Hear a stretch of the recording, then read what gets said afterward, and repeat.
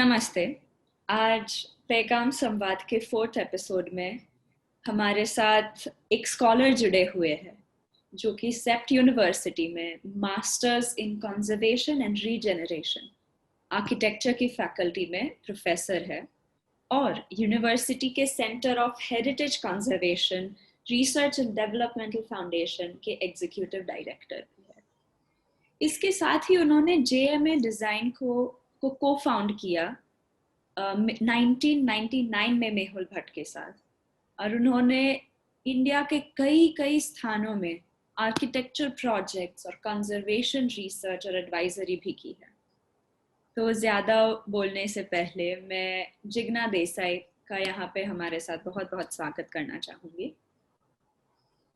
Thank you Devanshi. तो जिग्ना जी, आप हमको आपके सेंटर के बारे में कुछ बताइए। तो ये सेंटर हमने हमारे यूनिवर्सिटी में एक सेप्ट रिसर्च एंड डेवलपमेंट फाउंडेशन है, वो सेप्ट इसको हम CRDF कहते हैं। और CRDF का मेन ऑब्जेक्टिव ये है कि जो यूनिवर्सिटी की एक्सपर्टाइज है, जो हमारे प्रोफेसर्स हैं, जो हम स्टूडेंट्स को पढ़ाते हैं, वो हम प्रैक्टिस में भी शेयर करें, वो हम बाहर भी शेयर करें। आइडिया ये है कि जो हमारी एक्सपर्टाइज हम स्टूडेंट्स को पढ़ाते हैं, हम जो रिसर्च करते हैं, उसके वो रिसर्च के दौरान हमें जो नई बातें पता चलती है, नया नॉलेज जो हम जोड़ते हैं, उसका फ़ायदा प्रैक्टिस को भी हो, उसका फ़ायदा पॉलिसी को भी हो। तो वो CRDF का एक ओवरऑल ऑब्जेक्टिव है। उसमें एक सेंटर है, उसमें कई सेंटर्स हैं। ट्रांसपोर्टेशन का भी है जो BRTS पे गवर्नमेंट के साथ काम करता है, water waste and waste management का भी है जो गवर्नमेंट के साथ और प्राइवेट ऑर्गेनाइजेशन के साथ पानी और वेस्ट और हेल्थ के रिलेटेड बहुत सारा काम करता है। सो ऐसे अलग अलग देयर इज अ सेंटर जो एनर्जी एफिशिएंसी के बारे में बात करता है। तो ऐसे अलग अलग सेंटर है। उसमें एक सेंटर है जो हमारा सेंटर फॉर हेरिटेज कंजर्वेशन, उसमें हम हेरिटेज कंजर्वेशन के बारे में जो हम रिसर्च करते हैं, जो हम ब्रेक थ्रूज करते हैं, जो हम डॉक्यूमेंटेशन करते हैं, उसका जो हमें नॉलेज होता है, उसके बेसिस पे हम एडवाइजरी करते हैं गवर्नमेंट को, नॉन गवर्नमेंट ऑर्गेनाइजेशन को। हम कैपेसिटी बिल्डिंग भी करते हैं, इन द सेंस के अभी फॉर एग्जांपल बहुत सारी नई टेक्निक्स आ रही हैं जो रिसर्च का नतीजा है कि जो हम 3D स्कैनिंग यूजुअली मेडिकल में बहुत अच्छी तरह से यूज़ करते थे, या जनरली बिल्डिंग को कैप्चर करने में भी 3D स्कैनिंग यूज़ करते थे। वो 3D स्कैनिंग को हेरिटेज के लिए, स्पेशली जो हेरिटेज बिल्डिंग्स में डिफेक्ट्स होते हैं, उनको समझने के लिए कैसे यूज़ किया जाए, वो एक लेटेस्ट टेक्निक है। तो हम उसके बारे में रिसर्च कर रहे हैं। हम पार्टनरशिप कर रहे हैं नॉटिंघम ट्रेंट यूनिवर्सिटी के साथ, तो ताकि हम ये रिसर्च और ये नई टेक्नोलॉजी को अच्छे से समझ सकें। और हम उसके रिलेटेड कैपेसिटी बिल्डिंग भी कर रहे हैं। कैपेसिटी बिल्डिंग तो इसलिए ताकि जो लोग प्रैक्टिस कर रहे हैं, जो शायद आज से कुछ साल पहले पढ़ के बाहर निकले हैं, उनको ये नई टेक्निक के बारे में नहीं पता, तो वो इसके बारे में ज़्यादा जाने। तो ये हमारे अलग अलग पहलू हैं जो हम हमारे सेंटर के थ्रू करते हैं। इसमें हम गवर्नमेंट के साथ एंगेज करते हैं। हम as I said even non government organisation, private sector के साथ एंगेज करते हैं। हमारा मेन मोटिव इसमें ये है कि जो भी काम हम करें उसमें कंजर्वेशन का जो एक एथिक्स है, एक एथिक ये है कि हम जब भी हेरिटेज बिल्डिंग्स के साथ डील करते हैं तो एक लेवल की सेंसिटिविटी के साथ डील करते हैं, क्योंकि वो लोगों की हिस्ट्री से जुड़ा हुआ है, लोगों की आइडेंटिटी से जुड़ा है। तो वो सेंसिटिविटी सबसे ज़्यादा इम्पॉर्टेंट है हमारे लिए। हम और दूसरा जो एथिक हम यूज़ करते हैं, हम जो एथिक फॉलो करते हैं, वो सस्टेनेबिलिटी का एथिक है। ताकि हम ये मानते हैं कि कंजर्वेशन एक बहुत इम्पॉर्टेंट एस्पेक्ट है सस्टेनेबिलिटी के लिए। जो एनवायरमेंटल सस्टेनेबिलिटी की भी हम बात करते हैं, या सोशल इक्विटी की बात करते हैं कि सबको इक्वल एक्सेस मिले अपने राइट्स को और अपनी आइडेंटिटी को, उसके लिए हम कंजर्वेशन को बहुत इम्पॉर्टेंट पार्ट मानते हैं। तो हमारा जो भी काम है वो सारे काम में ये एक एस्पेक्ट हम हमेशा मान के चलते हैं। आपके हिसाब से सबसे मेजर रीजंस क्या रहे हैं इन हेरिटेज साइट्स के ब्रेकडाउन में? और जैसे कि आपने कहा कि जो 3D टेक्नोलॉजी और ऐसे अलग अलग टेक्नोलॉजीज का आप इस्तेमाल करते हैं, तो इनके साथ आप कौन से कदम उठाते हैं जिनसे इनको इन हेरिटेज साइट्स को प्रोटेक्ट या बचाया जा सकता है? देखो, सबसे पहले तो हेरिटेज साइट्स बाय डिफ़ॉल्ट बहुत पुराने हैं, क्योंकि तभी हेरिटेज हैं। वन ऑफ द रीजंस के वो हेरिटेज इसलिए हैं कि वो पुराने हैं, लोगों के साथ इतने सालों से, इतने जनरेशन्स से जुड़े हुए हैं कि उसी वजह से उसकी वैल्यू है, बिकॉज इट इज़ हिस्टोरिक, पुराना है। हम हमारे रिसर्च में हिस्टोरिक और पुराना को साथ में यूज़ नहीं करते। हिस्टोरिक तो आज भी हो सकता है, कुछ इतना इम्पोर्टेंट चीज़ आज हो गई तो वो अपने आप में हिस्टोरिक हो जाती है, बट जनरली हेरिटेज साइट्स पुरानी होती हैं। और one of the major reasons for कि ये साइट्स क्यों जाती हैं या ये साइट्स क्यों डिलैपिडेटेड होती हैं, इसके बिल्डिंग जैसे पुराने होते हैं वो डिलैपिडेट होते हैं, वो एक नेचुरल उनका एक कॉज है। तो वो क्लाइमेट के साथ इंटरैक्ट करते हैं, ग्रेविटी के साथ इंटरैक्ट करते हैं, डिज़ास्टर्स के साथ इंटरैक्ट करते हैं, और उसमें वो अपना स्ट्रक्चरल इंटेग्रिटी, मटेरियल इंटेग्रिटी खो देते हैं। वो बहुत नेचुरल बात है। तो ये एक मेजर वजह है, और हमें ये समझना है, वो सबसे इम्पोर्टेंट चीज़ है समझना है कि नेचुरली ये साइट्स डिटीरियोरेट होती ही हैं। वो संभाल हम इसलिए नहीं पाते क्योंकि हम ये चीज़ समझ के उसके ऊपर ध्यान नहीं देते, मेंटेन नहीं करते उसको। जो रेगुलर उसको रिपेयर चाहिए या रेगुलर उसको जो उसकी मरम्मत चाहिए वो नहीं करते। We take them for granted कि बिल्डिंग है तो लंबी चलेगी, पर वो बिल्डिंग को भी अपनी मरम्मत की ज़रूरत होती है, वो हम नहीं करते। तो ये एक वजह है कि निगलेक्ट जो हम बोलते हैं, जिसकी वजह से हेरिटेज साइट्स डिटीरियोरेट हो जाती हैं।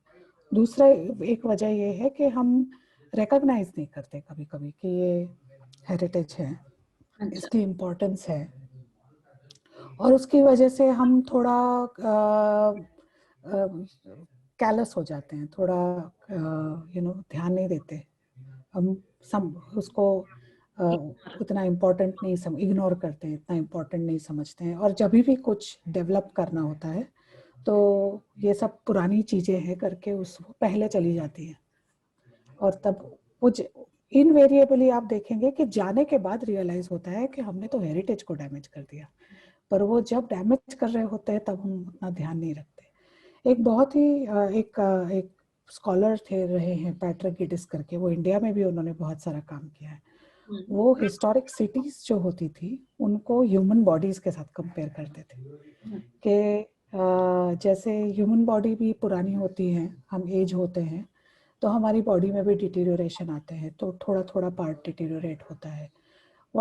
हम जो करते हैं उसमें सबसे पहले डायग्नोसिस करते हैं कि ये कौन सा पार्ट डिटीरियोरेट हो रहा है, ये जो हमें तकलीफ हो रही है वो किस बात से तकलीफ हो रही है। तो सबसे पहला स्टेप ये है कि हमें तकलीफ हो रही है, वो हमें रिकॉग्नाइज करना है। जैसे बॉडी में हम करते हैं वैसे शहर में करना है कि ये जाने से तकलीफ होगी, अभी तकलीफ हो रही है, और फिर उसको डायग्नोस करते हैं कि तकलीफ कहाँ किसकी वजह से हो रही है। और जो पार्ट डिटीरियोरेट हो रहा है, तो हमारा जो पहला हमारी बॉडी की तरफ ये होता है कि हम फट फट फट सब चेंज करना शुरू नहीं कर देते। हम जो पार्ट डिटीरियोरेट होता है उसको सबसे पहले रिपेयर करते हैं। अगर रिपेयर नहीं हुआ तो उस पार्ट को, छोटे से पार्ट को रिप्लेस करके बाईपास कर देते हैं या एक छोटा सा बोन रिप्लेस कर देते हैं। हम वैसे बॉडी को इतना कैलसली नहीं, पुराना हो गया है चलो तोड़ने जोड़ने लगो, ऐसा नहीं करते हम। तो वही वो खुद बॉटनिस्ट भी थे, प्लानर भी थे, तो उनको शहर को, प्लांट्स को, बॉडीज को सब ऐसे इतना इंटरेस्टिंगली कनेक्ट करके बातें किया करते थे। तो I genuinely believe in that. I think वो हमें I think one of the reasons के हमें जो हेरिटेज हम जो हमारी हेरिटेज जा रही है उसका वन ऑफ द रीज़न ये है कि हम वो रिकॉग्नाइज नहीं करते, और जब करते हैं तो उसको सेंसिटिवली नहीं देखते। हम थोड़ा जल्दी में होते हैं तोड़फोड़ करने के लिए, नया बना देने के लिए। तो हम जैसे हमारा पहला कदम तो यही होता है कि हम हमारे सोशल मीडिया के थ्रू या हमारे यूनिवर्सिटी के प्लेटफॉर्म के थ्रू हम बहुत सारे लेक्चर्स या पोस्ट्स या कुछ ना कुछ करते रहते हैं। एक तो ये सबको टू जो हम बोलते हैं कि टू क्रिएट दैट अवेयरनेस। और मैं जनरली ये नहीं मानती कि लोगों को पता नहीं है, वो मेरी बिलीफ नहीं है। मेरी बिलीफ ये है सबको पता है, पर जैसे हमारे शरीर के साथ भी होता है, जब तक बुखार नहीं आता तब तक हम एक्शन नहीं लेते। तो वही सोसाइटी के साथ भी है कि जब तक कुछ टूटने नहीं लगेगा हम देखेंगे नहीं। पर जिस तरह से हम हेल्थ के बारे में हमें अवेयरनेस क्रिएट करने की, ऐसा नहीं है कि हमें हमारी बॉडी के बारे में चिंता नहीं है, हम सिर्फ उसको कैजुअली ले लेते हैं कि हो जाएगा ठीक। वैसे ही हम शहरों के साथ करते हैं, वैसे ही हम हेरिटेज के साथ करते हैं। तो मुझे लगता है कि जिस तरह से हम बहुत सारे हेल्थ अवेयरनेस कैंपेन करते हैं, मेंटल हेल्थ अवेयरनेस कैंपेन करते हैं, वही उसी तरह से हम उस स्पिरिट में अवेयरनेस कैंपेन करते हैं। हम उस स्पिरिट में नहीं करते कि लोगों को पता नहीं है चलो उनको बताते हैं, उस स्पिरिट में नहीं करते। उस स्पिरिट में करते हैं कि सबको पता है, पर सब ध्यान नहीं देते जब तक तकलीफ नहीं होगी, और हमें तकलीफ होने तक वेट नहीं करना। तो उस स्पिरिट में हम ये सारे प्रोग्राम्स करते हैं। हम ओपन लेक्चर्स करते हैं। अब तो ऑनलाइन पिछले 1 साल से इतना सारा चला है, तो हम ऑनलाइन ओपन लेक्चर्स करते हैं जिसमें कोई भी ज्वाइन कर सकता है। सेमिनार्स करते हैं, वेबिनार्स का अलग अलग सब्जेक्ट्स पे। हमने अराउंड 6 महीने तक इंस्टाग्राम पे लाइव चैट्स किए थे बहुत सारे कंजर्वेशन आर्किटेक्ट्स के साथ, या लोग जो जुड़े हुए हैं कंजर्वेशन के साथ, उन सब के साथ ऐसे लाइव चैट्स किए थे, और हमें बहुत अच्छा एंगेजमेंट मिला था। तो वो एक पार्ट है जो हम करते हैं। दूसरा पार्ट ये है कि हम उसके बाद अवर नेक्स्ट स्टेप इसके रिसर्च में इन्वॉल्व होते हैं, एडवाइजरी में इन्वॉल्व होते हैं, कैपेसिटी में बिल्डिंग में इन्वॉल्व होते हैं। वो थोड़ा प्रोफेशनली इन्वॉल्व होते हैं क्योंकि उसके लिए एक्सपर्टाइज की और टूल्स की, स्किल्स की स्पेसिफिक ज़रूरत होती है। तो ये हमारे जनरल तरीके हैं इसको एड्रेस करने के। और एक तरीका जो हमने अभी ढूंढा है, हम उसको फुल्ली यूज़ नहीं कर पाए हैं बिकॉज ऑफ कोविड, क्योंकि जो तरीका है हमारा वो तरीका वो बहुत इंटेंस एंगेजमेंट विद साइट का है। तो जगह के साथ इतना सारा हमें जुड़ना पड़ता है कि अभी कोविड की वजह से चालू होता है पर फिर बंद हो जाता है। जो वो एक हमारा तरीका है जिसे हम कंजर्वेशन साइट स्कूल कह रहे हैं। उसमें हम ये कह रहे हैं कि एक साइट अभी हमने 2-3 आइडेंटिफाई की हुई है। वो साइट में हम जो उनके कस्टोडियंस हैं या ओनर्स हैं, उनको हम कहते हैं डिलैपिडेटेड साइट है, कोई नहीं देख रहा है उसको, हेरिटेज है।